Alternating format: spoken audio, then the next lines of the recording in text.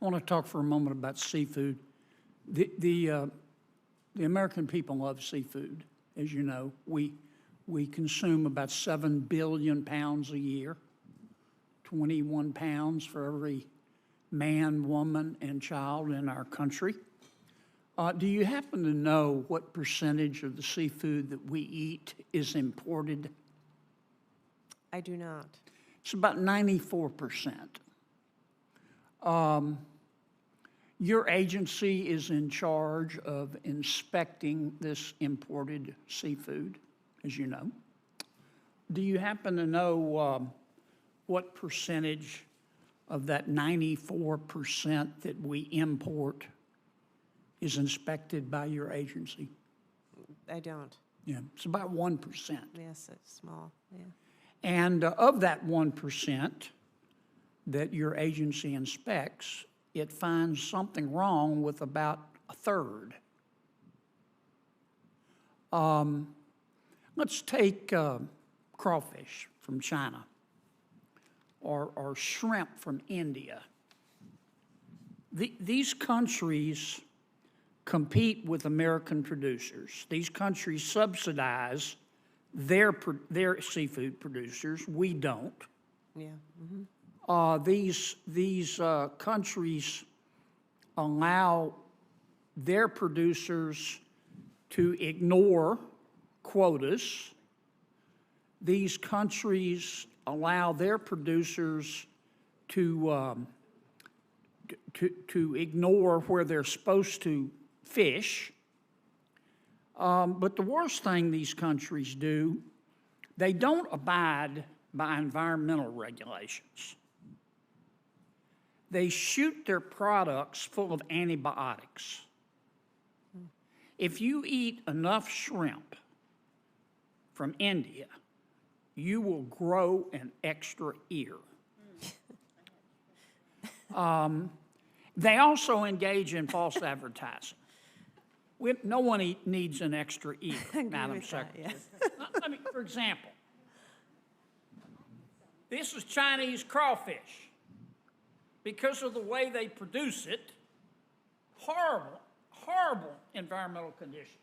And because the government subsidizes it, they can sell it for $8, this. Where in America it costs $14. But look how they do it.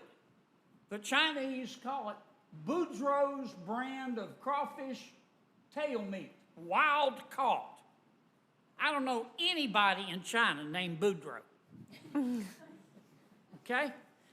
Something's got to be done, Madam Secretary. Yeah. I mean, the people at your seafood import monitoring program are wonderful people.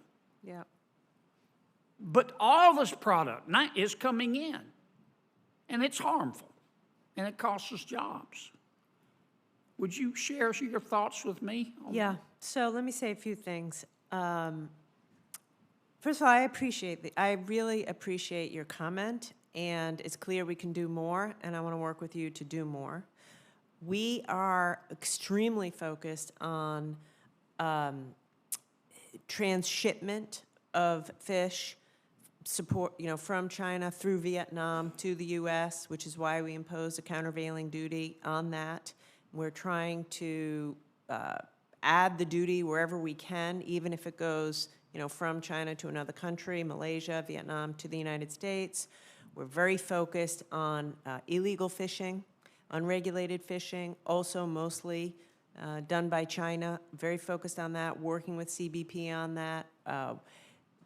But I share the concern. It's unfair to American workers. It's unfair to American fisheries. It's unsafe, as you say. And we don't need extra ears. And we definitely don't need extra ears. This stuff is dangerous. Yeah. So we have to do more, and I'll commit to doing more.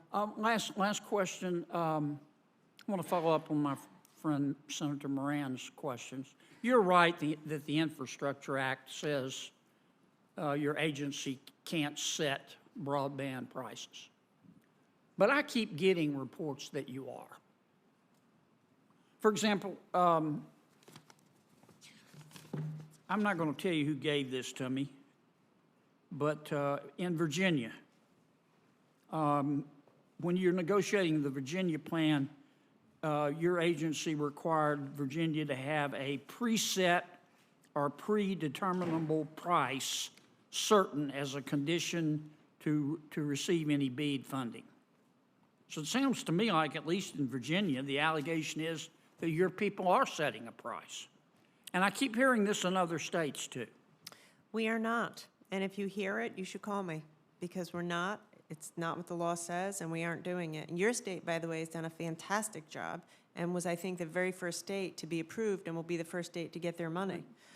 The fact of the matter is, Alaska is very different than Louisiana. I can't say what's affordable and low cost in Alaska versus Louisiana. It's just, it's different. So we're allowing for flexibility, and we're working in an iterative fashion with states to make sure it's low cost. But we're not telling them what low cost is in their state.